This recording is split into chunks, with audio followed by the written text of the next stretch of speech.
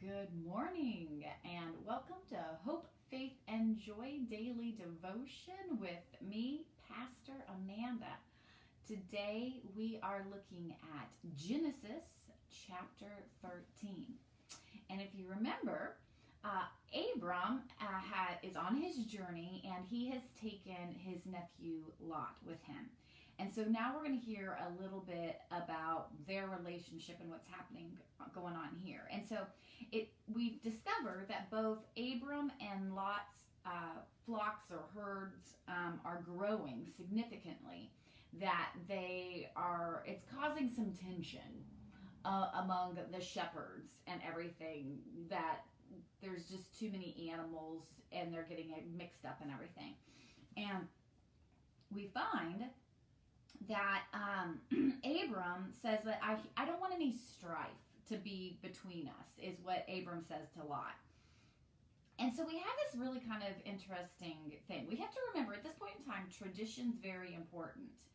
And what happens is Abram offers this moment and says, Lot, you can take your pick of whatever you want. So that's the gracious thing to do. What's supposed to happen in tradition is that Lot would then refer to Abram, his uncle, as to what land he should go to. But instead, what Lot does is he looks around and he goes, oh, that land over there looks really good. And he decides that he is going to just go ahead and take that land. And so he's kind of very sensory driven, so to speak. It's right there, it looks good, and we're told that he then travels there. And then what happens is that God then tells Abram, look in every direction, just look all around you, and this is all going to be yours. It's all going to be yours. It might not be right now, but count your children as dust. If you could count the dust, you could count your children.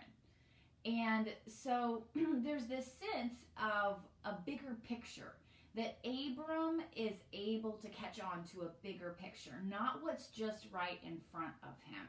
And that's what Lot is working on, with just what's right in front of him. And he's actually kind of a selfish man, because he's not referring to his elders. He was just like, oh, this is what I want. I'm going to go get it. Me, me, me, me. And what we also find out too, though, is that when Lot picks up his stuff and moves his tent, he moves to an area in the Sodom and Gomorrah area where we find out that the people were wicked and great sinners against the Lord.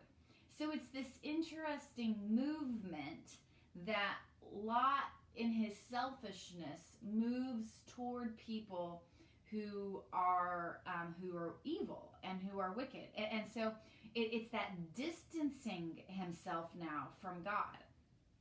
But Abram, on the other hand, where he's able to see beyond just the immediate, continues with his worship of God, because we find that, he's ready to worship where he is. And then he picks up and moves to the area of the Oaks of Mamre, we find out, and he builds another altar, and he praises God. and so there's just this difference of people, how people interact with God and their surroundings. And if that does not speak to what is going on today, I don't know what else. Here we have Abram seeing what God's vision, and Lot, who's only aware of what's happening right in front of him, what he can touch, what's tangible to him. And so chapter 13 is actually a pretty short chapter. It's just this awareness that now Abram and Lot have separated, and Lot is kind of headed toward evil ways, and Abram is still continuing to praise God on his journey. And so hopefully you can get a little something out of that. I mean, what are you paying attention to? What's right in front of you, or what has God shown you and promised you? And tomorrow we get to move on to a little bit more about Lot and what's going on there. And we get to meet one of my favorite random people in the Bible tomorrow, Melchizedek. Just fun to say, Melchizedek. But anyway, so just take some time to spend on where is your focus. Because I know lately I have gotten myself in trouble by paying attention to what's right in front of me. And it gets me down real quick. Trying to reorient myself to what God's promises are and God's vision, which is not right in front of me right now, but I know it's there, and that gives me hope, helps me to practice my faith, and brings me a bit of joy. So thanks for joining me today, and we'll see you tomorrow. Have a great rainy day. Bye.